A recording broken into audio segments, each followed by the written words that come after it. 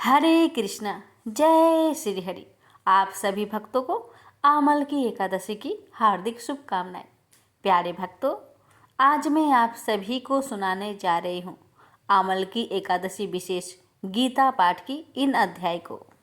एकादशी व्रत में गीता पाठ सुनने का महत्व विशेष रूप से आध्यात्मिक उन्नति और भगवान श्री कृष्ण के प्रति भक्ति को बढ़ाने के लिए है। भागवत गीता में भगवान श्री कृष्ण ने अर्जुन को धर्म, कर्म, भक्ति और योग के बारे में महत्वपूर्ण उपदेश दिए हैं, जो जीवन के प्रत्येक पहलू को सुधारने और परमात्मा से जोड़ने में मदद करते हैं। गीता का पाठ करने से व्यक्ति का मन शांत और एकाग्र होता है, जिससे उसकी भक्ति में वृद्धि होती है। एकादशी का व्रत विशेष रूप से भगवान विष्णु जी को समर्पित होता है और गीता पाठ का उस समर्पण को सशक्त करता है। गीता में भगवान कृष्ण ने हर व्यक्ति को अपने धर्म के अनुसार कार्य करने की शिक्षा दी है। एकादशी व्रत का पालन गीता का पाठ यह समझाने में मदद करता है कि सही कर्म और भक्ति के साथ ही जीवन कैसे व्यतीत किया जाए। गीता का अध्ययन आत्मज्ञान प्रदान करता है और आत्मा की शुद्धि के मार्ग पर अग्रसर करता है, यह व्यक्ति को परमात्मा के साथ गहरे संबंध बनाने की प्रेरणा देता है। गीता की शिक्षाएं व्यक्ति को मानसिक और आध्यात्मिक संकटों से बाहर निकलने में मदद करती है। एकादशी के दिन गीता का पाठ उन विकारों और नकारात्मक विचारों को दूर करने में सहायक होता है, जो व्यक्ति को सांसारिक बंधनों से बांधते हैं। तो आइए प्यारे भक्तों, अपने और अपने पूरे परिवार की मंगल कामना को करते हुए इस पावन गीता पाठ की इन अध्यायों का रसपान करते हैं।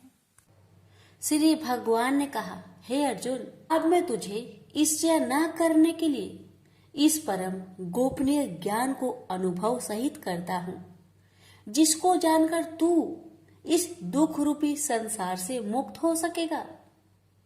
यह ज्ञान सभी विद्याओं का राजा, सभी गोपनीयों से भी अति गोपनीय, परम पवित्र, परम श्रेष्ठ है।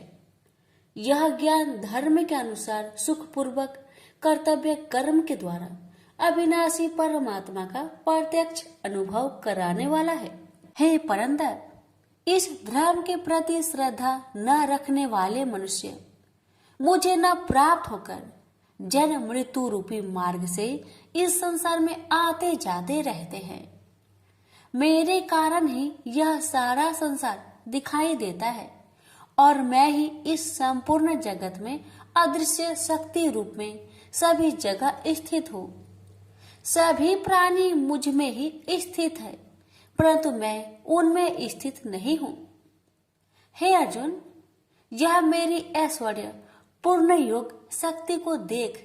यह संपूर्ण सृष्टि मुझ में कभी स्थित नहीं रहती है, फिर भी मैं सभी प्राणियों का पालन पोषण करने वाला हूँ और सभी प्राणियों में शक्ति रूप में स्थित हूँ, परंतु मेरा आत्मा सभी प्राणियों में स्थित नहीं रहता है, क्योंकि मैं ही सृष्टि का मूल कारण हूँ।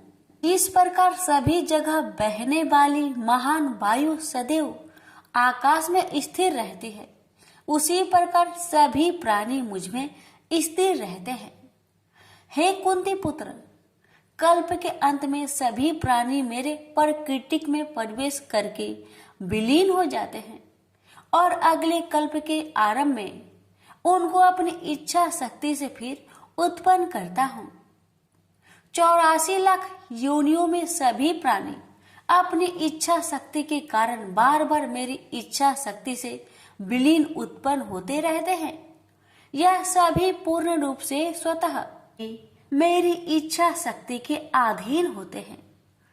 हे धनंजय, यह सभी कर्म मुझे बांध नहीं पाते, क्योंकि मैं उन कार्यों में बिना किसी फल की इच्छा से उदासीन भाव से स्थिर रहता हूँ। हे कुंती पुत्र, मेरी अक्षयता मैं मेरी भौतिक प्रकृति सभी चर तथा अचर जीव उत्पन्न और विनिष्ट करती रहती है। इसी कारण से यह संसार परिवर्तनशील है। मूर्ख मनुष्य मुझे अपने ही समान निष्कृष्ट शरीर आधार वाला समझते हैं, इसलिए वह सभी जीव आत्माओं का परम ईश्वर वाले मेरे स्वभाव को नहीं समझ पाते। ऐसे मनुष्य कभी न पूर्ण होने वाली आशा में, कभी न पूर्ण होने वाले कर्मों में और कभी न प्राप्त होने वाले ज्ञान में विशेष रूप से मोहग्रस्त हुए मेरी मोहने वाली भौतिक प्रकृति की ओर आकर्षित होकर निश्चित रूप से राक्षसी वृत्ति और असुरी स्वभाव धारण किए रहते हैं।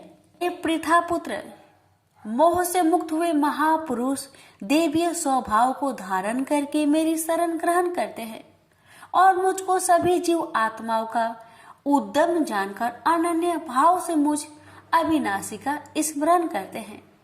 ऐसे महापुरुष दृढ़ संकल्प से प्रयत्न करके निरंतर मेरे नाम और महिमा का गुणगान करते हैं और सदैव मेरी पूजा में स्थिर होकर मुझे बार बार प्रणाम करते हुए मेरी पूजा करते हैं। कुछ मनुष्य ज्ञान के अनुशीलन द्वारा यज्ञ करके, कुछ मनुष्य मुझे एक ही तत्व जानकर, कुछ मनुष्य अलग अलग तत्व जानकर अनेक विधियों से निश्चित रूप से मेरे विश्व स्वरूप की पूजा करते हैं। हे अर्जुन, मैं ही वैदिक कर्म कांड को करने वाला हूँ, मैं ही यज्ञ हूँ, मैं ही पितरों को दिए जाने वाला तर्पण हूँ, मैं ही जड़ी बूटी रूप में औषधि हूँ, मैं ही मंत्र हूँ, मैं ही घृत हूँ, मैं ही अग्नि हूँ और मैं ही हवन में दी जाने वाली आहुति हूँ। इस संपूर्ण ब्रह्मांड का मैं ही पालन करने वाला पिता हूँ, मैं ही उत्पन्न करने वाली माता हूँ, मैं ही मूल स्रोत दादा हूँ, मैं ही इसे धारण करने वाला हूँ, मैं ही पवित्र करने वाला ओमकार शब्द से जानने योग्य हूँ, मैं ही ऋग्वेद, सामवेद और यजुर्वेद हूँ, मैं ही सभी प्राप्त होने वाला परम लक्ष्य हूँ, मैं ही सभी का भरण पोषण करने वाला हूँ, मैं ही सभी का स्वामी हूँ, मैं ही सभी के अच्छे बुरे कर्मों को देखने वाला हूँ, मैं ही सभी का परम धाम हूँ, मैं ही सभी की शरण स्थली हूँ, मैं ही सभी से प्रेम करने वाला घनिष्ठ मित्र हूँ, मैं ही सृष्टि को उत्पन्न करने वाला हूँ, मैं ही सृष्टि के संहार करने वाला हूँ, मैं ही सभी का स्थिर आधार हूँ, मैं ही सभी को आश्रय देने वाला हूँ और मैं ही सभी का अविनाशी कारण हूँ। हे अर्जुन, मैं ही सूर्य रूप में तपकर जल को भाप रूप में रोककर बारिश रूप में उत्पन्न करता हूँ, मैं ही निश्चित रूप से अमर तत्व हूँ, मैं ही मृत तत्व हूँ, मैं ही सत्य रूप में सत्य हूँ और मैं ही असत्य रूप में पदार्थ हूँ। जो मनुष्य तीनों वेदों के अनुसार यज्ञों के द्वारा मेरी पूजा करके सभी पापों से पवित्र होकर सोमरस को पीने वाले के स्वर्ग लोकों की प्राप्ति के लिए प्रार्थना करते हैं, वह मनुष्य अपने पुण्य के फल स्वरूप इंद्र लोक में जन्म को प्राप्त होकर स्वर्ग में देवी देवताओं वाले सुखों को भोगते हैं। वह जीव आत्मा उस विशाल स्वर्ग लोक के सुखों का भोग करके पुण्य फलों के समाप्त होने पर इस मृत्यु लोक में पुनः जन्म को प्राप्त होते हैं। इस प्रकार तीनों वेदों के सिद्धांतों का पालन करके सांसारिक सुख की कामना वाले मनुष्य बार बार जन्म और मृत्यु को प्राप्त होते हैं। जो मनुष्य एकमात्र मुझे लक्ष्य मानकर अनन्य भाव से मेरी स्मरण करते हुए कर्तव्य कर्म द्वारा पूजा करते हैं, जो सदैव निरंतर मेरी भक्ति में लीन रहता है, उस मनुष्य की सभी आवश्यकताएं और सुरक्षा की जिम्मेदारी मैं स्वयं निभाता हूँ। हे कुंती पुत्र, जो भी मनुष्य श्रद्धा पूर्वक भक्ति भाव से अन्य देवी देवताओं को पूजा करते हैं, वह भी निश्चित रूप से मेरी ही पूजा करते हैं, किंतु उनका वह पूजा करना अज्ञानता पूर्ण मेरी प्राप्ति की विधि से अलग त्रुटि पूर्ण होता है। मैं ही निश्चित रूप से समस्त यागों का भोग करने वाला हूँ और मैं ही स्वामी हूँ, परंतु वह मनुष्य मेरी वास्तविक रूप को तत्व से नहीं जानते, इसलिए वह कामनाओं के अनुसार पुनर्जन्म को प्राप्त होते हैं। जो मनुष्य देवताओं की पूजा करते हैं वह देवताओं को प्राप्त होते हैं। जो अपने पूर्वजों की पूजा करते हैं वह पूर्वजों को प्राप्त होते हैं। जो भूतों की पूजा करते हैं वह उन भूतों के कुल को प्राप्त होते हैं। परंतु जो मनुष्य मेरी पूजा करते हैं वह मुझे ही प्राप्त होते हैं। जो मनुष्य एक पत्ता, एक फूल, एक फल, थोड़ा सा जल और कुछ भी निष्काम भक्ति भाव से अर्पित करता है, उस शुद्ध भक्त का निष्काम भक्ति भाव से अर्पित किया हुआ सभी कुछ मैं स्वीकार करता हूँ। हे कुंती पुत्र, तू जो भी कर्म करता है, जो भी खाता है, जो भी हवन करता है, जो भी दान देता है और जो भी तपस्या करता है, उस सभी को मुझे समर्पित करते हुए कर। इस प्रकार तू समस्त अच्छे और बुरे कर्मों के फलों के बंधन से मुक्त हो जाएगा और मन से सभी सांसारिक कर्मों को त्याग कर मन को परमात्मा में स्थिर करके विशेष रूप से मुक्त होकर मुझे ही प्राप्त होगा। मैं सभी प्राणियों में समान रूप से स्थित हूँ। सृष्टि में न किसी से देश रखता हूँ और न ही कोई मेरा प्रिय है, परंतु जो मनुष्य शुद्ध भक्ति भाव से मेरा स्मरण करता है तब वह मुझ में स्थिर रहता है और मैं भी निश्चित रूप से उसमें स्थिर रहता हूँ। आदि कोई भी अत्यंत दुराचारी मनुष्य अनन्य भाव से मेरा निरंतर स्मरण करता है तो वह निश्चित रूप से साधु ही समझना चाहिए, क्योंकि वह संपूर्ण रूप से मेरी भक्ति में स्थित है। हे अर्जुन, वह शीघ्र ही मन से शुद्ध होकर धर्म का आचरण करता हुआ चिर अस्थायी परम शांति को प्राप्त होता है। इसलिए तू निश्चित होकर घोषित कर दे कि मेरा भक्त कभी नष्ट नहीं होता। हे पृथा पुत्र, स्त्री, वैश्य, शूद्र, अन्य किसी भी निम्न योनि में उत्पन्न होने वाले मनुष्य हो, वह भी मेरी शरण ग्रहण करके मेरी परम धाम को ही प्राप्त होते हैं। तो फिर पुण्य आत्मा ब्राह्मणों, भक्तों और राजश्री क्षत्रियों का तो कहना ही क्या। इसलिए तू क्षण में नष्ट होने वाले दुख से भरे हुए इस जीवन में निरंतर मेरा ही स्मरण कर। हे अर्जुन, तू मुझ में ही मन को स्थिर कर, मेरा ही भक्त बन, मेरी ही पूजा कर और मुझे ही प्रणाम कर। इस प्रकार अपने मन को मुझ परमात्मा में पूर्ण स्वरूप से स्थिर करके मेरी शरण होकर तू निश्चित रूप से मुझे ही प्राप्त होगा। इस प्रकार उपनिषद, ब्रह्म विद्या तथा योग शास्त्र रूप श्रीमद् भागवत गीता के श्री कृष्ण अर्जुन संवाद में राज विद्या योग नाम का 9वां अध्याय संपूर्ण हुआ। प्रेम से बोलिए श्री कृष्ण भगवान की जय। आप सुनेंगे 9वां अध्याय का महात्म्य। नारायण जी बोले, हे लक्ष्मी जी, दक्षिण देश में एक भाव सुशर्मा नामक क्षुद्र रहता था। वह बड़ा पापी और मांस मदिरा भक्षी था। एक दिन मदिरा पीने से उसकी देह छूट गई और मरकर प्रेत हुआ। वृक्ष पर बैठ गया। एक ब्राह्मण भी उसी नगर में रहता था। दिन को भिक्षा मांगकर स्त्री को लाकर देता। नारी उसकी कलहानी थी। समय पाकर उन दोनों ने प्राण त्यागे और वह दोनों मरकर प्रेत हुए और वह भी उस वृक्ष के तले में आकर रहे। कुछ काल व्यतीत हुआ। तब एक दिन उसकी नारी पिचासनी ने कहा, पुरुष पिचास, तुमको कुछ पिछले जन्म की खबर है?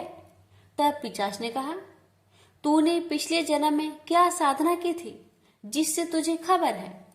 तब उस पिचास ने कहा, मैंने पिछले जन्म में एक ब्राह्मण से आध्यात्मिक कर्म सुना था। तब फिर पिचासनी ने कहा, तूने और कौन सी साधना की थी तथा वह ब्राह्मण कौन था और वह आध्यात्मिक कर्म कौन सा है जिसके सुनने से तुझे पिछले जन्म की खबर है? पिचास ने कहा, मैंने और कुछ पुण्य किया, केवल गीता जी का श्लोक श्रवण किया। उसका प्रयोजन यह है कि एक समय अर्जुन ने श्री कृष्ण से 3 बातें पूछी थी जो गीता जी की 9वें अध्याय में लिखी है। वह तीनों बातें पिचासनी ने पिचास से श्रवण करी। इन बातों के सुनते ही एक और प्रेत उस वृक्ष से निकला। उसने कहा, अरे पिचासनी, यह तीन बातें फिर से कहो जो अभी सुना रही थी। पिचासनी ने कहा, तू कौन है? मैं तुझे नहीं जानती। मैं अपने पति से पूछती हूँ वह कर्म कौन था जिसे पिछले जन्म की बातें याद रही। तब उसके पति ने पुनः तीनों बातें सुनाई, जिनके सुनते ही वह तीनों प्रेत योनि से छुटकर देव देही धारण कर विमानों पर बैठकर बैकुंठ को गए। श्री भगवान जी बोले, हे लक्ष्मी, यह 9वें अध्याय का महात्म्य है।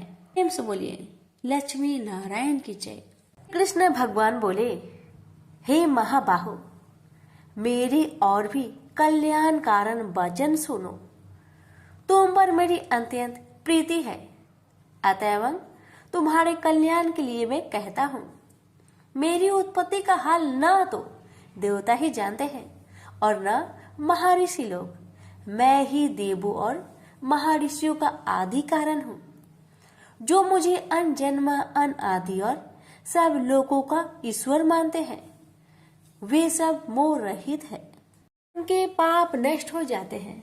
बुद्धिमान, क्षमा, सत्य, दंभ, सम, सुख, दुख, जन्म मरण, भय अभय, अहिंसा, ममता, संताप, तप, दान, यश, अपयश इत्यादि जो अनेक प्रकार के भाव हैं, वे सब मुझसे उत्पन्न होते हैं।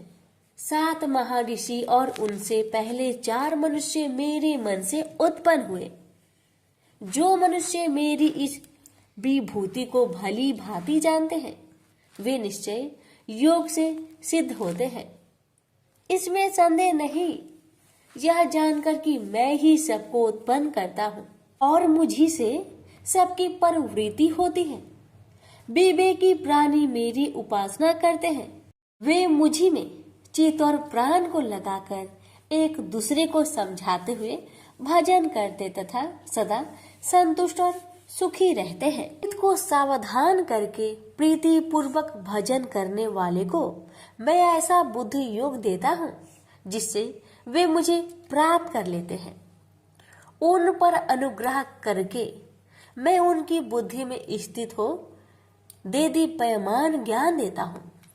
अर्जुन ने कहा, आप परम ब्रह्मा हो, परम धाम हो, परम मित्र, आचल और दिव्य पुरुष हो, आदि देव हो, अनजन्मा हो, सन्यासी हो। तुमको सब ऋषि, देव ऋषि नारद, अमित, देवज्ञ और व्यास भी ऐसा कह गए और स्वयं में वह तुम भी कह रहे हो। हे केशव, जो तुमने मुझसे कहा है सो सब सत्य मानता हूँ। हे भगवान, देवता और दानव इन दोनों ने ही तुम्हारे रूप को नहीं जाना है। सब चीजों की उत्पन्न करने वाले भूतेश, हे देव, हे जगतपते, हे पुरुषोत्तम, आप स्वयं ही अपने को जानते हैं। अतः आप अपनी गत दिव्य विभूतियों का हाल पूर्णतया वर्णन कीजिए, जिनके द्वारा आप इन सब लोकों में व्याप्त हो रहे हैं। चिंतन करता हुआ भी मैं आपको किस प्रकार से जान सकता हूँ? आपका ध्यान किन किन भावों से करना उचित है? हे जनार्दन, कृपया अपनी माया और विभूतियों को विस्तार से कहिए। अमृत रूपी आपकी इस वाणी को सुनने से मेरा मन तृप्त नहीं होता। श्री कृष्ण बोले, मेरा विस्तार तो अनंत है, तो भी मुख्य मुख्य विभूतियों को मैं तुम्हें सुनाता हूँ। गुणकेश, समस्त भूतों के अंत कारण में रहने वाला आत्मा मैं ही हूँ। मैं ही उनका आदि मध्य अंत हूँ। मैं ही आदित्य में विष्णु, प्रकाश को मैं अनेक किरणों से भूषित सूर्य, मरुदगणों में मरीच, नक्षत्रों में चंद्रमा मैं ही हूँ। मैं वेदों में सामवेद, देवों में विष्णु, इंद्रियों में मन और धृत मात्र में चैतन्य मैं ही हूँ। रुद्रों में शिव, यज्ञों में कुबेर, अष्ट वस्तुओं में अग्नि और पर्वतों में सिमरु मैं ही हूँ। हे पार्थ, पुरोहितों में बृहस्पति, सेनापतियों में स्कंद और जलाशयों में समुद्र मैं ही हूँ। मैं महर्षियों में भृगुबानी हूँ, अक्षरों में ओंकार, यज्ञों में जप, यज्ञों और स्वथवारों में हिमालय मैं ही हूँ। वृक्षों में पीपल, देव ऋषियों में नारद, गंधर्वों में चित्ररथ, सिद्धों में कपिल मुनि, वेदों में अमृत से उत्पन्न उच्च श्रवा, गजेंद्रों में ऐरावत और मनुष्य में राजा मैं ही हूँ। धातुओं में वज्र, गौओं में कामधेनु, प्रजा की उत्पत्ति करने वालों में कामदेव और सर्पों में वासुकी मैं ही हूँ। नागों में शेषनाग, जलचरों में वरुण, पितरों में आर्यमा और शासन करने वालों में यमराज मैं ही हूँ। शुद्ध करने वालों में वायु, शस्त्रधारियों में राम, नदियों में गंगा मैं ही हूँ। हे अर्जुन, मैं सब प्राणियों का आदि अंत विद्याओं में आध्यात्म विद्या और वाद विवादों में वाद मैं ही हूँ। अक्षरों में ओमकार में दंड, अक्षय कोक और 4 मुख वाला ब्रह्म भी मैं ही हूँ। सबको हरने वाली मृत्यु, भविष्य में होने वाले पदार्थों की उत्पत्ति, स्त्रियों में कृति, लक्ष्मी, वाणी, स्मृति, मेधा, धृति और क्षमा मैं ही हूँ। सामवेद में ब्रह्म सत्साम, छंदों में गायत्री, मासों में मार्गशीर्ष और ऋतुओं में बसंत मैं ही हूँ। यादवों में वासुदेव, पांडवों में अर्जुन, मुनियों में व्यास और कवियों में शुक्र मैं ही हूँ। दमन करने वालों में दंड, जय चाहने वालों में नीति, गुहा पदार्थों में मौन तथा ज्ञानियों में ज्ञान मैं ही हूँ।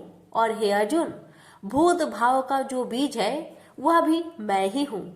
मेरे अतिरिक्त चराचर भूत कुछ भी नहीं है। ये परंतप दिव्य विभूतियों का अंत नहीं है। विभूतियों का विस्तार मैंने संक्षेप में कहा है। जो वस्तु ऐश्वर्यवान, शोभ्यमान और यशवान है, उन्हें मेरे ही तेज के अंश से उत्पन्न हुआ जानो।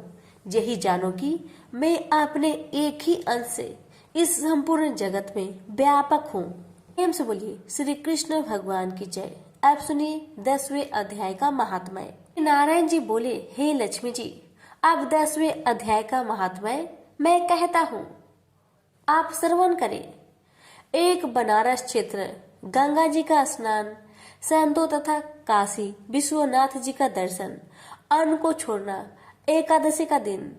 हे स्वामी, इसने ऐसा क्या पुण्य किया था जिससे इसको यह गति प्राप्त हुई? शिव जी बोले, हे श्रृंगी, एक दिन यह ब्राह्मण विश्वेश्वर महादेव जी के दर्शन को जा रहा था। मार्ग में धूप की गर्मी के कारण एक समय कैलाश पर्वत पर पार्वती और हम बैठे हुए थे। एक हंस मेरे दर्शन को आया। वह हंस ब्रह्मा का वाहन था। ब्रह्मलोक से मान सरोवर को जाता था। उस सरोवर में सुंदर कमल के फूल थे। वह हंस एक कमल को लागने लगा। उसकी परछाई कमल पर पड़ी तो वह हंस श्याम वर्ण हो आकाश से गिर पड़ा। तब उसी समय उस मार्ग में मेरा एक गण आया। हंस को गिरा देख गण ने कहा, हे स्वामी, वह हंस आपके दर्शन को आया था, सो श्याम वर्ण हो गया। इसका क्या कारण है? ऐसा क्यों हुआ? हंस ने कहा, मैं आपके दर्शन को आ रहा था। मान सरोवर में कमल के फूल खिले हुए थे, उसको लांघ कर आया। उससे मेरी देह श्याम वर्ण हो गई और आकाश से गिर पड़ा। कारण जानता नहीं क्या हुआ। यह सुन शिव जी हंसे। तब आकाशवाणी हुई कि हे शंभु जी, कमलनी से पूछो, वह कहेगी। कमलनी ने कहा, मैं पूर्व जन्म में पद्मावती नामक अप्सरा थी। उस समय एक ब्राह्मण गंगा के किनारे स्नान कर गीता जी के 10वें अध्याय का पाठ किया करता था। एक दिन इंद्र का सिंहासन हिला। तब इंद्र ने मुझे आज्ञा दी कि तू जाकर उस ब्राह्मण की तपस्या भंग कर। आज्ञा पाकर मैं उस ब्रीफ के पास गई। उस ब्रीफ ने मुझे श्राप देकर कहा, अरे पापिनी, तू कमलनी हो जा। उसी समय मैं कमलनी हो गई। तभी से मैं गीता जी के 10वें अध्याय का पाठ करती हूँ। उसी से मेरा यह तेज है कि मुझको लांघने वाला काला होकर अचेत हो जाता है। हंस ने कहा, मेरा यह श्याम वर्ण कैसे श्वेत होगा, और तू इस कमल देह से छूटकर कैसे देव देही पाई। तब कमलनी बोली, जब कोई श्री गीता जी के 10वें अध्याय का पाठ सुनाएगा उद्धार होगा। तब एक ब्राह्मण ने सरोवर में स्नान कर गीता जी के 10वें अध्याय का पाठ किया। उसे हंस ने और कमलनी ने सुना, तब उसका उद्धार हुआ। प्रेम से बोलिए लक्ष्मी नारायण की जय, उमापति शंकर भगवान की जय। अर्जुन ने पूछा, इस प्रकार जो भक्त सदैव योग युक्त होकर आपकी उपासना विधि पूर्वक करते हैं और वे जो अव्यक्त पर ब्रह्म को भजते हैं, इन दोनों में कौन सा योगी श्रेष्ठ है। श्री भगवान जी बोले, जो मेरे विषय में मन लगाकर परम श्रद्धा पूर्वक मुझको भजते हैं वे उत्तम योगी हैं। मैं यह मानता हूँ, परंतु जो इंद्रियों को संयम करके सर्वत्र सम दृष्टि रखने वाला सब प्राणियों के हित में लगे हुए कथनीय अव्यक्त सर्वव्यापी अचिंतनीय निर्विकार अचल ध्रुव अक्षर का भजन करते हैं, वे भी मुझे प्राप्त होते हैं। अव्यक्त में मैं जिनका चित्त आसक्त है वह कष्ट अधिक पाते हैं, क्योंकि अव्यक्त गति के प्राणी कष्ट पाते हैं। हे पार्थ, जो प्राणी अपने सब कर्मों को अर्पण करके मेरी शरण में आकर अनन्य भक्ति से मेरा ध्यान करते हैं और पूजते हैं, उन शरण में आए हुए भक्तों को मैं थोड़े समय में ही मृत्यु संचार से उद्धार कर देता हूँ। मुझ में ही मन रखो, मुझ में ही बुद्धि रखो, तब तुम मुझ में ही निवास करोगे, इसमें कुछ संदेह नहीं। हे धनंजय, यदि इस प्रकार तुम मुझसे अपने चित्त को रखने में समर्थ ना हो तो योग अभ्यास द्वारा हमारे पाने के लिए बार बार यत्न करो। यदि अभ्यास भी ना हो सके तो मेरे उद्देश्य से व्रत आदि ही करो। यदि मेरे लिए तुम कर्म करोगे तो भी तुम्हें मुक्ति प्राप्त होगी, और यदि ऐसा भी ना कर सके तो मन को रोककर अनन्य भाव से मेरी शरण में आओ और फल की आशा छोड़कर कर्म करो, क्योंकि अभ्यास से ज्ञान उत्तम है, ज्ञान से ध्यान श्रेष्ठ है, त्याग से शांति प्राप्त होती है।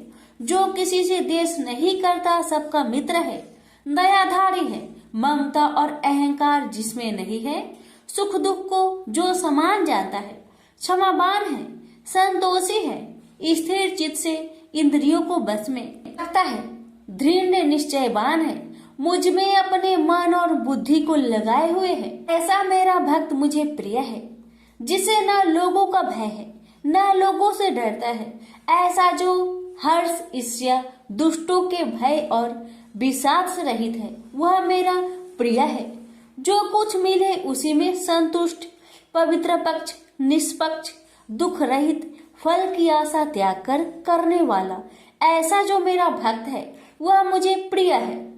जो लाभ से प्रसन्न हो, किसी से द्वेष न करे, इष्ट पदार्थ के नष्ट होने से दुखी न हो, किसी वस्तु की इच्छा न करे, अशुभ तथा शुभ दोनों का त्यागी हो, वह भक्त मेरा परम प्रिय है।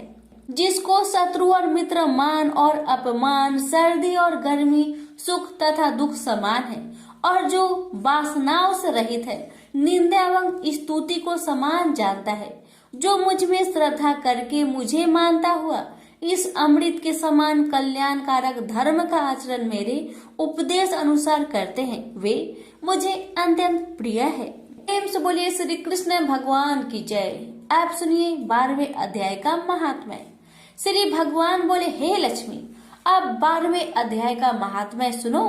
दक्षिण देश में एक सुखानंद नाम का राजा रहता था, जिसके नगर में एक अत्यंत लंपट रहता था। एक गणिका से उसकी प्रीति थी। वह दोनों एक देवी के मंदिर में जाकर मदिरा पान किया करते, मांस खाए और भोग भोगे। और जो कोई पूछे तुम यहाँ क्या करते हो, तो कहते हम यहाँ रहकर देवी की सेवा करते हैं। ऐसे झूठ कह देते। उसी मंदिर में एक ब्राह्मण देवी की सेवा करता था। एक दिन उस ब्राह्मण ने देवी की स्तुति की। देवी प्रसन्न होकर बोली, वर मांग, जो मांगेगा सो दूंगी। उसने धन संतान का सुख मांगा। देवी ने कहा, ए ब्राह्मण, मैं अवश्य तुझे संतान दूंगी, पर एक काम कर, पहले इन दोनों का उद्धार कर ले। तब ब्राह्मण ने नारायण जी का तप किया।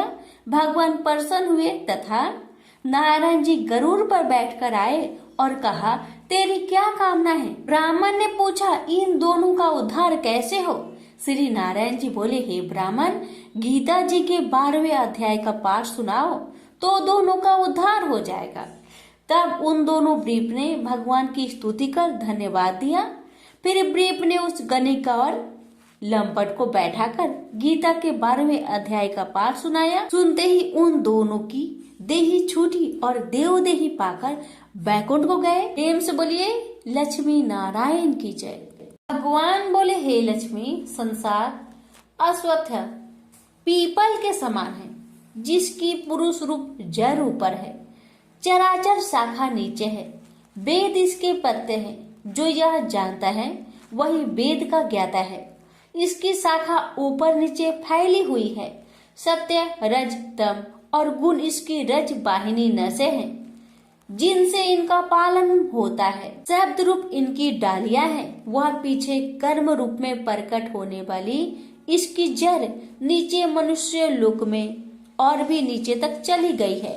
और अश्वत्थ का यह रूप इसका आदि अंत और आकार संसारी प्राणी के ध्यान में नहीं आता, तथापि इसकी जड़ गहरी है। ऐसे इस पीपल का वैराग्य रूप ढींड शास्त्र से काटकर वह स्थान ढूंढना चाहिए जहां फिर से लौटना नहीं पड़ता, और साथ ही यह विचारना चाहिए कि जिसमें वह पुरातन प्रवृत्ति उत्पन्न हुई है, मैं उसी आदि पुरुष की शरण हूँ। अहंकार और मोह रहित, संग दोष को जीतने वाले, आत्मज्ञान से निरत, सब कामनाओं से दूर, सुख दुख नामक दंड पदार्थों से युक्त ऐसे ज्ञानी पुरुष शाश्वत पद को पाते हैं। जैसे सूर्य, चंद्र या अग्नि प्रकाशित नहीं करते, वहां मेरा परम धाम है, वहां जाकर लौटना नहीं होता। मेरा सनातन अंश इस जीव लोक में जीव का रूप धरकर प्रकृति में स्थिर है। पांचों इंद्रियों और छठे मन को उससे छुड़ाता है, जैसे वायु पुष्प आदि की गंध को दूसरे स्थान में ले जाती है। इसी प्रकार यह देह स्वामी शरीर धारण करने के बाद जब उसका परित्याग करता है, तब इंद्रियों और मन को साथ ले जाता है। कान, आंख, चर्म, जीभ, नाक और मन का आश्चर्य लेकर वह विषयों का भोग करता है। एक देह से दूसरी देह को जाते अथवा एक ही देह में रहते समय अथवा इंद्रियों से मुक्त हो विषयों का उपभोग करते हुए इसको मूर्ख नहीं देख सकते, परंतु जिनके ज्ञान रूपी नेत्र है वह देखते हैं। यत्न करने से योगी जन इसे देखते हैं, परंतु अज्ञानी यत्न करने पर भी नहीं देख पाते। जो तेज सूर्य, चंद्र और अग्नि में वर्तमान है और जगत को प्रकाशित करता है, उसे मेरा ही तेज जानो। मैं पृथ्वी में प्रवेश कर अपने तेज से समस्त भूतों को धारण करता हूँ, और इसमें भरा हुआ चंद्रमा बनकर मैं ही सब औषधियों का पोषण करता हूँ। मैं जठर अग्नि होकर सब प्राणियों की देह में प्रविष्ट हूँ, और प्राण वायु आपान वायु से संयुक्त होकर चारों प्रकार भक्ष्य, भोज्य, चोष्य, लेह से भोजन किए हुए प्राणियों के अन्न को पचाता हूँ। संसार में क्षर और अक्षर दो पुरुष है। जितने नाशवान प्राणी हैं वो क्षर कहलाते हैं और स्थिर चैतन्य को अक्षर कहते हैं। मैं अक्षर और क्षर में उत्कृष्ट हूँ। इसी कारण से लोक और वेद में जो पुरुषोत्तम के रूप को जानता है वह सब कुछ जानता है। और सर्व भाव से मेरा ही स्मरण करता है। प्रेम से बोलिए श्री कृष्ण भगवान की जय। सुनिए 15वें अध्याय का महात्म्य। उत्तर प्रदेश में एक नरसिंह नामक राजा था और सुभंग नामक मंत्री था। राजा को मंत्री पर बड़ा भरोसा था। मंत्री के मन में कपट था। मंत्री चाहता था राजा को मारकर यह राज्य मैं ही करूं। इस तरह कुछ काल व्यतीत हुआ। एक दिन राजा नौकर चाकरों सहित सो रहा था। तब मंत्री राजा को सारे नौकरों सहित मारकर राज्य करने लगा। कुछ काल व्यतीत हुआ, तब वह भी मर गया। धर्मराज के पास दूध बांध कर ले गए। धर्मराज बोला, हे यमदूतो, यह बड़ा पापी है, इसको नरक में डालो। हे लक्ष्मी, इस प्रकार कई नरक भोगकर धर्मराज की आज्ञा से घोड़े की योनि में आया। सिंघल द्वीप में जन्मते घोड़ा हुआ। एक सौदागर ने बहुत से घोड़े को मोल लिया और वह घोड़ा खरीदकर अपने देश को चला। चलते चलते अपने देश में आया। तब वहां के राजा ने सुना कि अमुक सौदागर बहुत से घोड़े ले आया है। तब राजा ने उसे बुलाया और कई घोड़े खरीदे। उस घोड़े को भी खरीदा। जब उस घोड़े ने राजा को देख उसने सिर फेर लिया। यह देख राजा बोला, क्या बात है जो घोड़े ने सिर फेरा है? राजा ने पंडित को बुलाकर पूछा कि इस घोड़े ने हमें देखकर सिर क्यों फेरा, इसका क्या कारण है? पंडित ने कहा, राजन, इस घोड़े ने तुमको सिर नवाया है। राजा ने कहा, यह बात नहीं है। कई दिन पीछे राजा शिकार खेलने को उसी घोड़े पर सवारी करके गया। वह घोड़ा बहुत तेज चलता था। राजा शिकार खेलता खेलता बहुत दूर चला गया। उसी दिन राजा ने जाते ही शिकार मारा। राजा बहुत प्रसन्न हुआ। दोपहरी की गर्मी के कारण राजा को प्यास लगी। तब राजा ने वन में एक साधु को कुटिया में बैठे देखा। तालाब से जल भरा हुआ था। वहां राजा उतरा, घोड़े को वृक्ष में बांधकर कुटिया में गया तो साधु अपने पुत्र को गीता जी के 15वें अध्याय का पाठ सिखा रहा था। वृक्ष के पट्टे पर श्लोक लिखकर बालक से कहा, खेलते भी रहो और इसको कंठ करो। उस पत्ते को घोड़े ने देखा तो तुरंत उसकी देह छूट गई। देवदेही पाई, स्वर्ग से विमान आया, उस पर बैठ बैकुंठ को चला। इतने में ही राजा जल पीकर बाहर आया। देखा तो घोड़ा मरा है। राजा चिंतित होकर बोला, यह घोड़ा किसने मारा है? इसे क्या हुआ? इतने में वह बोला, हे राजन, तेरे घोड़े का चैतन्य मैं हूँ। मैंने अब देवदेही पाई है, बैकुंठ को चला हूँ। राजा ने पूछा, तुमने कौन सा पुण्य किया है? घोड़ा बोला, यह बात ऋषिवर से पूछो। राजा ने मुनीश्वर से पूछा। मुनि बोला, हे राजन, गीता जी का श्लोक लिखा हुआ पत्ता इसके आगे पड़ा है। घोड़े ने यह अक्षर देखे हैं, इस कारण घोड़े की सदगति हुई है। श्री नारायण जी बोले, हे लक्ष्मी, यह गीता के 15वें अध्याय का महात्म्य मैंने तुमको सुनाया। प्रेम से बोलिए लक्ष्मी नारायण की जय। अर्जुन ने पूछा, हे केशव, मैं संन्यास एवं त्याग के तत्व पृथक पृथक जानने की इच्छा करता हूँ। श्री कृष्ण बोले, हे पार्थ, कामना वाले कर्मों के त्याग को ज्ञानी लोग संन्यास मानते हैं और अज्ञानी पुरुष फल के त्याग को त्याग कहते हैं। कोई पंडित कर्म को दोष युक्त जानकर त्यागना ठीक कहते हैं। कोई यज्ञ, दान, तप आदि कर्मों को छोड़ने योग्य बताते हैं। हे भारत, त्याग के विषय में मेरा ऐसा मत है कि त्याग 3 प्रकार के हैं। यज्ञ, दान, तप आदि कर्मों को नहीं त्यागना चाहिए। ये सब कर्म आसक्त और फल को त्याग कर करने चाहिए। मेरे निश्चय मत यही है जो सर्वोत्तम है। अपने नियमित कर्मों का त्यागना उचित नहीं है। यह मोह बस ऐसा किया जाए तो वह तामस त्याग है। कर्म दुखप्रद है, यह विचार कर एवं शरीर के कलेश के भय से जो त्याग करता है उसे त्याग का फल नहीं मिलता। यह राजस त्याग कहलाता है। हे अर्जुन, अपना नियमित कर्म अवश्य करने योग्य है। फल तथा आसक्त को त्याग कर जो कर्म किया जाता है वह सात्विक कर्म है। जो दुखदायक कर्म से देश नहीं करता तथा सुखदायक कर्म से प्रीति नहीं करता वह त्यागी, सत्यशील, बुद्धिमान तथा मुक्ति के योग्य है। देहधारी संपूर्ण कर्मों का त्याग नहीं कर सकता। कर्म का फल त्याग कर कर्म करने वाला त्यागी है। कर्मफल 3 प्रकार के हैं, अनिष्ट, इष्ट एवं मित्र। जो त्याग नहीं करते उनको ये मरने के बाद मिलते हैं और त्यागियों को नहीं मिलते। हे महाबाहो, संपूर्ण कर्मों की सिद्धि के लिए 5 प्रकार सांख्य शास्त्र में कहे हैं, उनको सुनो। शरीर कर्ता, साधन, पृथक पृथक चेष्टाएं और देव शरीर, वाणी एवं मन से जो भला बुरा कार्य किया जाता है उसके ये 5 कारण हैं। वह दुर्मति कुछ नहीं जानता जिसको यह अहंकार नहीं है कि मैं करता हूँ, और जिसकी बुद्धि कर्मों में लिप्त नहीं है। वह मनुष्य प्राणियों को मारकर भी उनको नहीं मारता और उनमें नहीं बंधता। ज्ञान, गृह और ज्ञाता ये 3 ही कर्मों के प्रेरक है। कारण, कर्म और कर्ता ये 3 कर्म के साधन हैं। सांख्य शास्त्र में ज्ञान, कर्म और कर्ता ये सत्वाधिक गुण के भेद 3 प्रकार के हैं, इनको भी सुनो।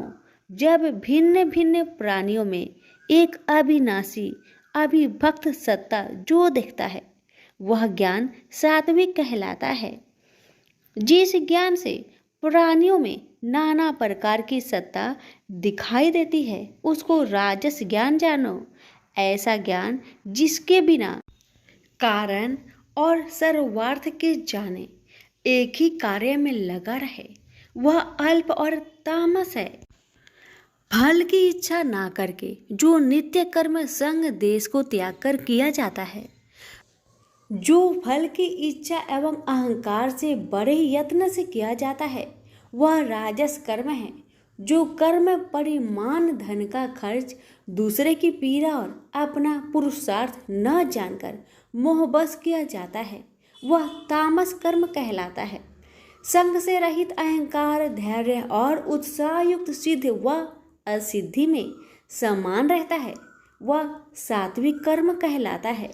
गुण की तरह बुद्धि और धर्म के इनके भी 3 भेद है, सुनो।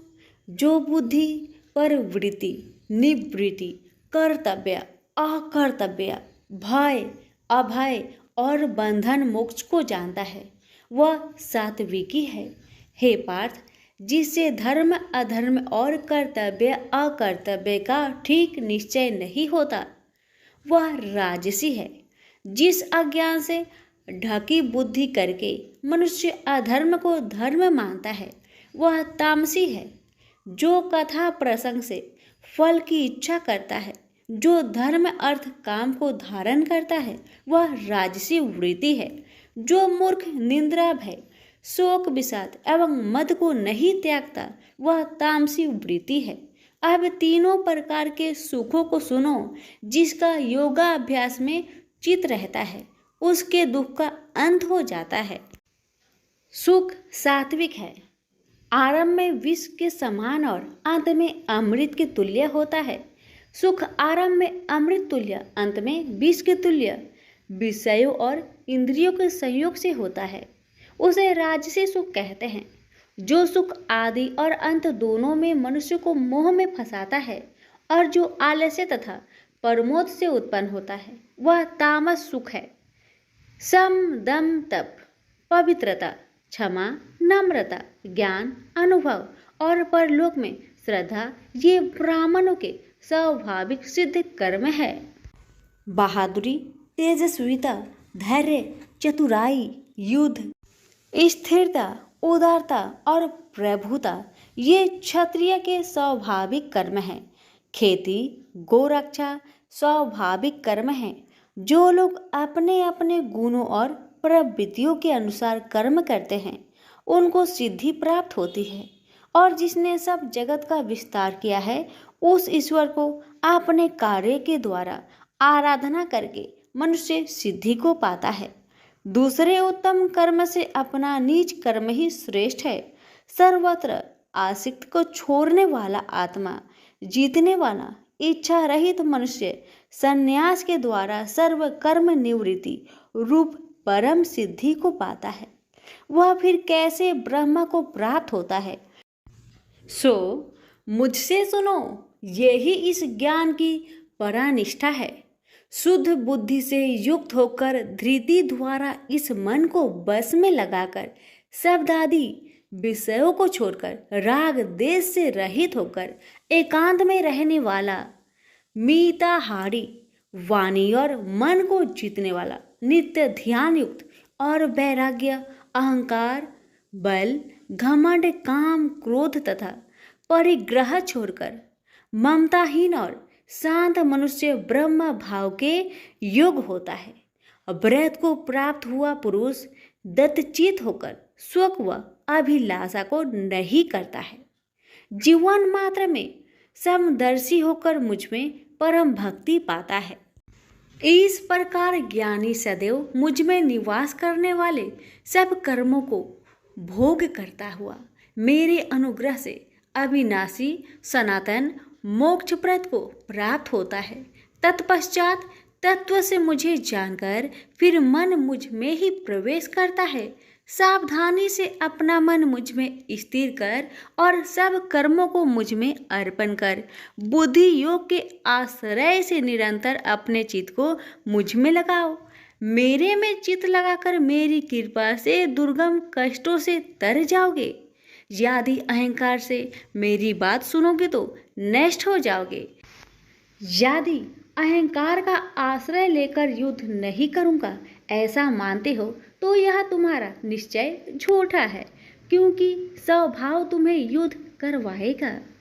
हे कौतन्य, जिस कर्म को तू अब मोह से करना चाहता है उसे अपने स्वाभाविक कर्म से बंधा हुआ बेबस होकर करेगा। हे अर्जुन, जीवों के हृदय में स्थिर ईश्वर उनको माया से भ्रमा रहा है, मानो सब यंत्र पर चढ़े हैं। हे भारत, सब भावों में उसी की कृपा से परम शांति एवं मुक्ति को पाओगे। यह गूढ़ ज्ञान मैंने तुमसे कहा है, इसे भली भांति विचार कर जैसा चाहते हो वैसा ही करो। अब तू सबसे गूढ़ वचन भी सुन, क्योंकि तू मेरा परम मित्र है, इसलिए मैं तेरे हित ही कहूँगा।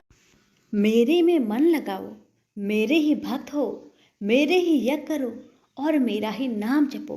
सब धर्मों को छोड़कर मेरी शरण में आओ, मैं तुम्हें सब पापों से छुड़ा दूंगा। यह मेरा रहस्य ऐसे पुरुष जो तप ना करता हो, मेरा भक्त ना हो, कभी भी नहीं कहना चाहिए। जो इस परम गुप्त ज्ञान को मेरे भक्तों में प्रकट करेगा वही मेरी परम भक्ति को पाकर अंत में निश्चय ही मुझ में लीन हो जाएगा। इस धर्म संवाद को जो कोई पढ़ेगा उसे मैं समझूंगा कि उसने ज्ञान यज्ञ से मेरी पूजा की है। जो श्रद्धावान पुरुष दोष ढूंढे बिना इसको सुनेगा वह भी मुक्त होकर पुण्य आत्माओं को मिलने वाले शुभ लोक को प्राप्त होगा। हे पार्थ, तुमने एकाग्रचित्त से मेरे कहे हुए उपदेश को सुना या नहीं? हे धनंजय, तुम्हारा अज्ञान से उत्पन्न हुआ मोह नष्ट हुआ या नहीं? अर्जुन ने कहा, हे भगवान, आपकी कृपा से मेरा मोह नष्ट हो गया और स्मृति जागृत हुई है। अब मैं निसंदेह आपकी आज्ञा पर स्थिर हूँ और जैसा आपने कहा है मैं वैसा ही करूँगा। संजय बोले, हे धृतराष्ट्र, मैंने महात्मा वासुदेव और अर्जुन का यह प्रेरणा देने वाला अद्भुत संवाद सुनाया व्यास जी की कृपा से। साक्षात ये गृहस्वर श्री कृष्ण जी के मुख से इस परम गुहा संवाद को मैंने सुना। हे राजन, श्री कृष्ण और अर्जुन के इस अद्भुत पुण्य कारक संवाद को स्मरण करके मन बार बार प्रसन्न होता है। श्री कृष्ण भगवान के उस अद्भुत रूप को स्मरण करके मुझे बड़ा ही विस्मय होता है। हे राजन, मैं बारंबार प्रसन्न होता हूँ। मेरी ऐसा धारणा है कि जहाँ योगेश्वर भगवान श्री कृष्ण हैं और जहाँ पार्थ जैसा धनुर्धर है, वही राजलक्ष्मी, विजय, ऐश्वर्य और अटल नीति है। सभी प्रेम से बोलिए श्री कृष्ण भगवान की जय हो। सुनिए 18वें अध्याय का महात्म्य। श्री भगवान जी बोले, हे लक्ष्मी, अब 18वें अध्याय का महात्म्य सुन। जैसे सब नदियों में गंगा जी, गौ में कपिला, कामधेनु और ऋषियों में नारद श्रेष्ठ है, उसी तरह गीता जी के सब अध्यायों में 18वां अध्याय श्रेष्ठ है। एक समय सेमरु पर्वत पर देवलोक में इंद्र अपनी सभा लगाए बड़ी प्रसन्नता में बैठे थे। उर्वशी नृत्य कर रही थी। इतने में एक चतुर्भुज रूप जीव को पार्षद ले आए और इंद्र को वह बहुत अखड़े। उस तेजस्वी को बैठा तो दिया, किंतु अपने गुरु बृहस्पति जी से कहा, हे गुरुदेव, आप त्रिकालदर्शी हो, देखो इसने ऐसा कौन सा पुण्य किया है जिससे यह इंद्र आसन का अधिकारी हुआ।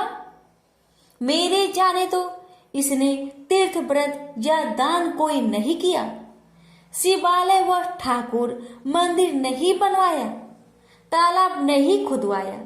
यह सब बातें बृहस्पति जी ने भगवान से कही।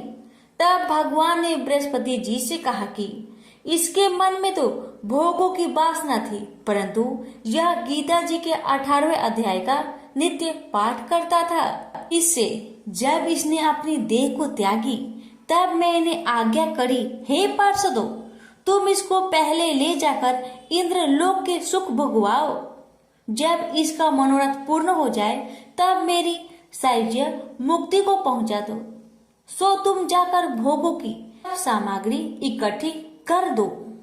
तब इंद्र आदि सब देवताओं ने आकर भोगों की सब वस्तु एकत्र कर दी और कहा, पहले तुम इंद्र लोक के सुखों को भोगो।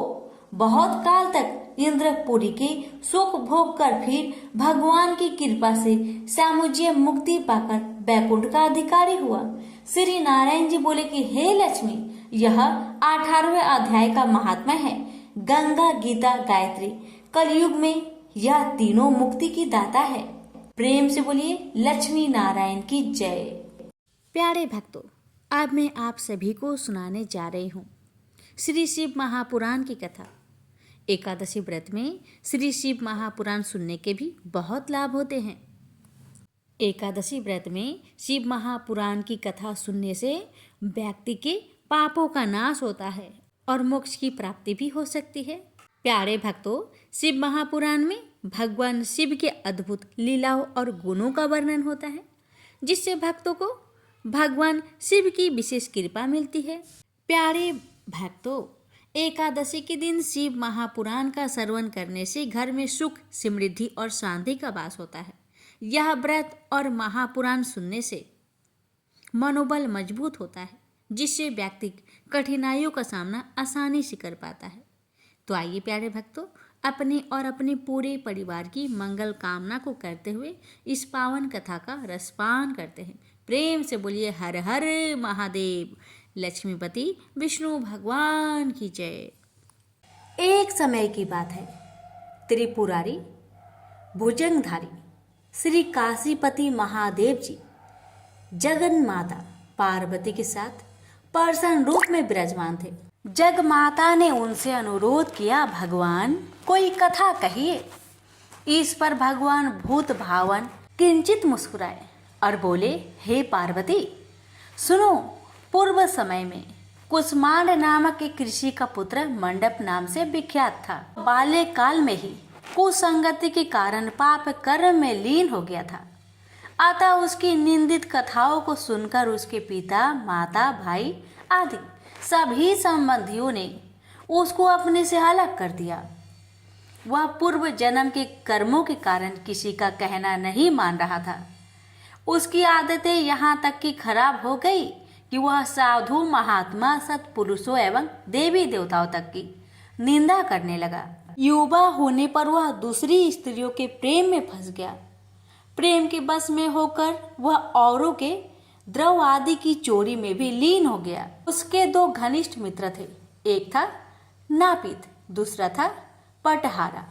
इन तीनों ने मिलकर विचार किया कि किसी धनी के घर चोरी करके अधिक धन प्राप्त किया जाए। अतः तीनों ने मिलकर राजा के यहाँ चोरी की। इस चोरी के कारण बहुत सा धन हाथ लगा। सारा धन मंडप के पास था। दोनों मित्रों के मांगने पर भी उसने उन लोगों का हिस्सा नहीं दिया। इस धन को वह एक वेश्या के यहाँ ले गया। वेश्या के यहाँ वह प्रेम लीला करने लगा। इस बीच उसको प्यास लगी। पलंग के नीचे रखी गिलास उसने खाली कर दी। स्वाद कुछ दूसरा था। इसमें क्या था? उसने वेश्या से पूछा। इसमें मदिरा थी। मंडप को इससे बड़ा दुख हुआ। मदिरा पान करके उसने महापाप किया है, यह सोचकर वह बड़ा दुख करने लगा। पर वेश्या बराबर मदिरा का गुणगान करती गई।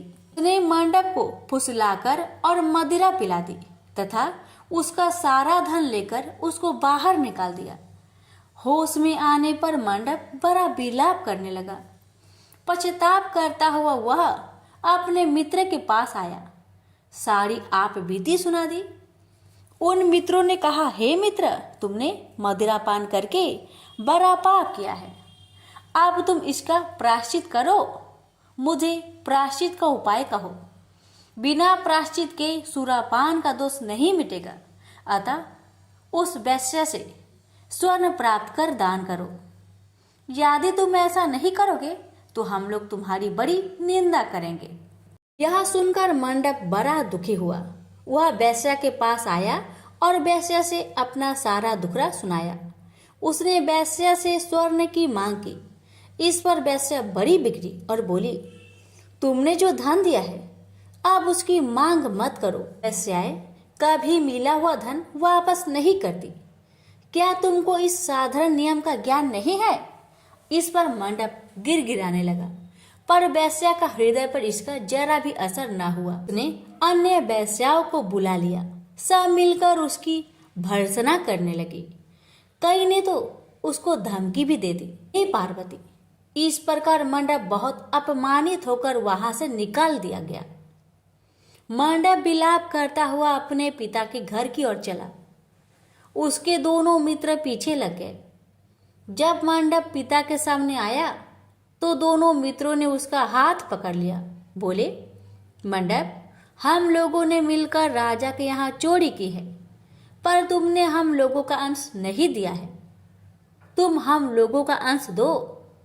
यह बात सुनकर कुष्मांड मुनि बहुत दुखी हुए और बोले, इस अधम से तुम लोगों की मैत्री कैसे हो गई? मंडप के मित्रों ने कहा, हे मुने, इसे भाभी ही समझिए। पर न्याय की बात तो यह है कि आपका पुत्र हमारा अंश नहीं दे रहा है। यह सारा धन लेकर एक वेश्या के यहाँ चला गया। उसने सारा धन ले लिया। वह वेश्या वाद विवाद में बड़ी चतुर है। वह धन वापस नहीं करेगी। अतः आप हमारा धन दिलवाइए, अन्यथा हम राज दरबार में गुहार करेंगे। इस पर कुष्मांड मुनि ने अपने पुत्र का हाथ पकड़ लिया। मुनि ने कहा, चलो मैं स्वयं राजा के पास चलता हूँ। न्याय प्रिय और धर्मात्मा राजा के दंड से पाप का नाश हो जाता है। पाप का प्रायश्चित न करने पर नरक यातना भोगनी पड़ती है। इस पर मंडप के मित्रों ने कहा, हे मुने, आप अपने पुत्र को हमारे हवाले कर दे। राज दरबार में आपका जाना ठीक नहीं है। हम लोग इससे निपट लेंगे। इस पर मुनि श्रेष्ठ ने कहा, हे अधम पुत्र, तुम इन लोगों के साथ जाकर राजदंड भोगकर प्रायश्चित करो। तुमने जो किया है बहुत बुरा किया है। आज से तुम मेरे पुत्र नहीं हो और मैं भी तुम्हारा कोई नहीं। जब तक तुम प्रायश्चित करके नहीं आओगे मैं तुम्हारा मुख नहीं देख सकता। मंडप के मित्र मंडप को अपने साथ ले गए। दूर एक घने जंगल में ले जाकर पहले तो उसकी खूब भर्त्सना की, फिर बाद में उसको पीटना शुरू किया। बेहद पीटने के कारण मंडप बेहोश होकर गिर पड़ा। उसके मित्रों ने समझा कि वह मर गया, अतः उसको मरा हुआ जानकर उसके मित्रगण उसे वहीं छोड़कर चले गए। कुछ देर बाद मंडप को चेत आया तो वह विलाप करता हुआ एक और को चल पड़ा। उसके दोनों मित्र एक मंदिर में रात भर भूखे प्यासे टिके रहे और प्रायश्चित करते रहे। प्रथा वे दोनों उसे देखने के लिए गए कि उसके शरीर की अब क्या गति है। वहां मंडप को न पा उन दोनों को बड़ा आश्चर्य हुआ। फिर तो वे समझ गए कि मंडप मरा नहीं है, वह जीवित है और कहीं चला गया है। उस दिन शिव महात्म्य को जानने वाले लोग पंचकोशात्मक लिंग की प्रदक्षिणा कर रहे थे। मंडप भी उन लोगों के साथ हो गया। यात्रीगण कद्रमेश्वर के समीप रहे।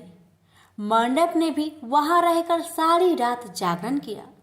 सब यात्रियों ने उसको साधु मान लिया और वह इस बात को भी मान गए कि वह परम शिव कुष्मांड का पुत्र मंडप है। मंडप शिवव्रतधारी परम शिव साधु के रूप में मान लिया गया। मंडप ने शंकर प्रतिमा के समक्ष नृत्य और भजन प्रारंभ कर दिया। सज्जनों ने उसकी भक्ति देखकर उसका बड़ा आदर किया। मंडप भी सत्संग से परम भक्ति भाव वाला हो गया।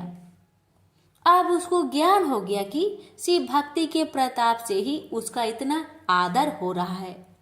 वह सबका प्रिय हो गया।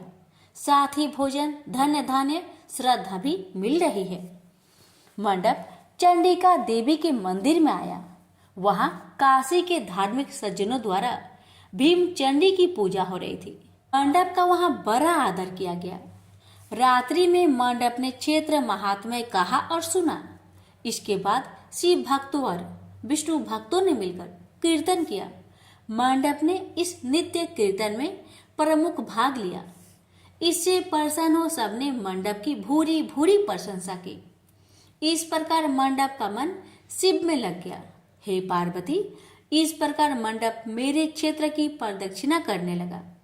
ब्रह्म हत्या, सुरापान और चौड़े कर्म आदि पापों से छुटकारा पाने के लिए मेरी स्तुति करने लगा। इस प्रकार की आराधना से वह सारे पापों से मुक्त हो गया। देहली विनायक में आकर मंडप जीवा की लोलुपता से मुक्त होकर केवल शिव शिव का उच्चारण करने लगा। उसकी साधना और भक्ति भाव को देखकर सर्वत्र उसका बड़ा आदर और मान सम्मान होने लगा। हे पार्वती, मंडप ने अन्न जल सब त्याग दिया और बार बार विलाप कर कहने लगा कि ब्राह्मण शरीरधारी होकर भी मैंने स्वर्ण की चोरी की, साध्वी माता को ठगा, वेश्यागमन, सूरापान किया, ब्राह्मण शब्द का हनन किया। पश्चाताप से मंडप विहल हो गया। हे देवी, मंडप के मन में यह विचार आया कि मेरे क्षेत्र की प्रदक्षिणा करने से वह सारे पापों से मुक्त हो जाएगा। अतः वह काशी काशी शिव शंकर शिव शिव की रट लगाकर अपने पापों का प्रायश्चित करता हुआ मेरे क्षेत्र की परिक्रमा करने लगा। रामेश्वर लिंग में आकर उसने स्नान पूजन किया, सोमनाथ का पूजन किया, सीता और लक्ष्मण के साथ श्री राम जी का पूजन किया। पूजन और भक्ति भाव देखकर सर्वत्र उसकी प्रशंसा हुई। मंडप ने अन्न जल त्याग दिया था। तदनंतर वृषभ ध्वज में आकर स्नान देव पूजन किया। प्रातः काल वरुणा संगम में स्नान किया। मुझे पूछता हुआ वह मेरे मंदिर आया। उसने आकर बड़ा दान पुण्य किया। संतोष मंडप ने साष्टांग प्रणाम किया। वह अनेक महात्मा उपस्थित थे। हे पार्वती, मंडप सबके आगे हाथ जोड़कर खड़ा हो गया और पूछने लगा, हे महात्माओं, मैंने बड़े बड़े पाप किए हैं। आप लोग कृपया यह बतलाइए कि इन पापों से मेरा छुटकारा किस प्रकार होगा। सभी महात्माओं ने कहा, हे मंडप, तुम शिव शक्ति केशव के भक्त हो गए हो। पंचक्रोशात्मक लिंग प्रदक्षिणा से और शिव कीर्तन से तुम्हारे सारे पाप नष्ट हो गए हैं। इस प्रकार सुन मंडप ने कहा, हे सदस्य गणों, पिताजी ने तो मुझको घर से निकाल दिया है। अब मैं अपने घर कैसे जाऊं और हे मुनि श्रेष्ठों, पिता को कैसे अपना मुख दिखलाऊं। इस पर सबने कहा, अब तुम्हारे सारे पापों का प्रायश्चित हो गया है, तुम सहर्ष घर जा सकते हो। हे पार्वती, इस प्रकार मंडप अपने पिता के घर के सामने आया और शिव शिव शंभो शंभो महादेव महादेव का उच्चारण करने लगा।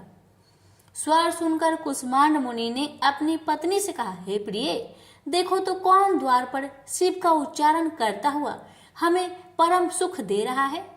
शिव नाम की अमृत वर्षा कौन कर रहा है। मुनि पत्नी ने द्वार पर अपने पुत्र को देखा।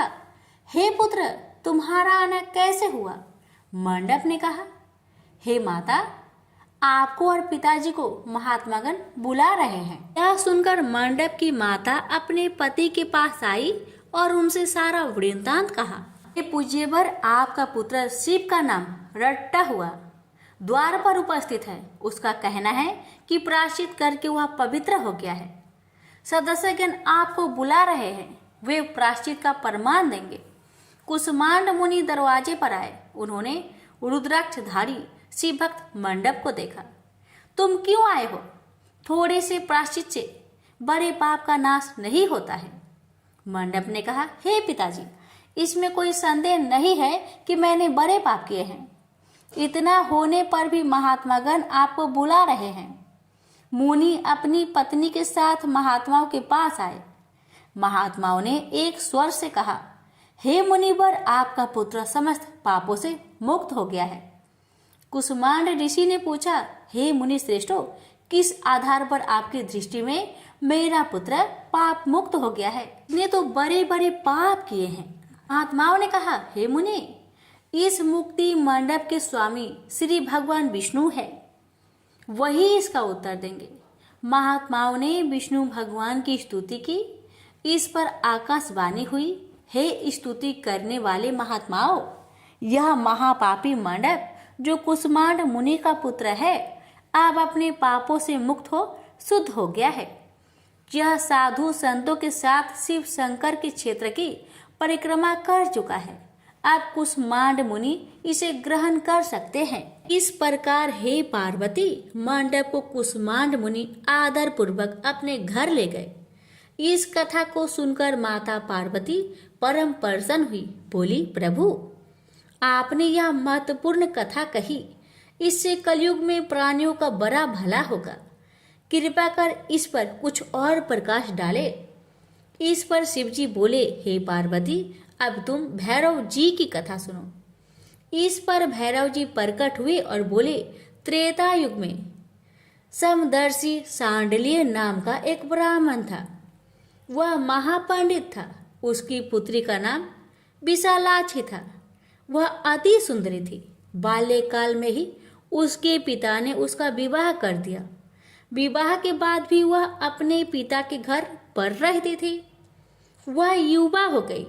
युवा अवस्था होने पर भी उसका पति न आया, अतः सांडिल्य ब्राह्मण की कन्या पाप रहता हो गई।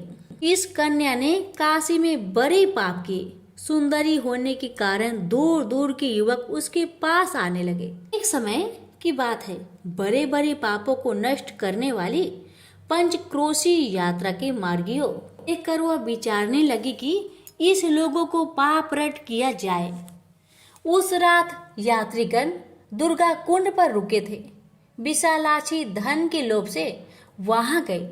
वहां भजन कीर्तन कर स्वयं रचाया।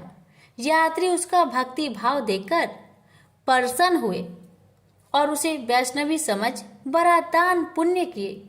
इस लोभ के कारण वैश्या विशालाक्षी यात्रियों के साथ हो गई। कर्म मेदेश्वर दहलीज रामेश्वर में उसने निवास किया और वरुणा संगम में स्नान किया। यात्रियों द्वारा उसने काशी महात्म्य की कथा भी श्रवण की। इस सत्संग समागम से विशालाक्षी की आंखें खुल गई। उसने अपने पर बड़ा पश्चाताप किया। यात्रियों का सारा धन उसने लौटा दिया और पाप से अलग होने का निर्णय कर लिया। उसने महात्माओं से पूछा, हे देवताओं, मैं बड़ी पापिनी हूँ, कृपया मेरी मुक्ति का उपाय कहिए। इस पर महात्माओं ने कहा, देवी, तुम धन्य हो, तुमको पापों से भय नहीं करना चाहिए। तुमने काशी क्षेत्र की प्रदक्षिणा की है, अब तुम हमारे साथ प्रदक्षिणा जारी रखो। विशालाक्षी ने उपयुक्त वचनों पर विश्वास किया। वह महात्माओं के साथ हो गई। 5वें दिन सभी यात्री वृषभ खंड में रहे। वह भी उन्हीं के साथ रही। सभी ने वरुणा संगम में स्नान किया और आदि केशव का पूजन किया। विशालाक्षी मुक्ति मंडप में आई। उसने बड़े भक्ति भाव से शिव शंकर की पूजा की। इस प्रकार विशालाक्षी सभी पापों से मुक्त हो गई। उसके पिता सांडल्य ने बड़े आदर के साथ उसे अपने घर में स्थान दिया। वह इस प्रकार पवित्र हो गई। भैरव जी बोले, हे पार्वती, यह काशी क्षेत्र का महात्म्य है। इसे पढ़ने, सुनने, सुनाने से सबका कल्याण होता है। प्रेम से बोलिए हर हर महादेव। माता पार्वती की जय। भैरवनाथ की जय।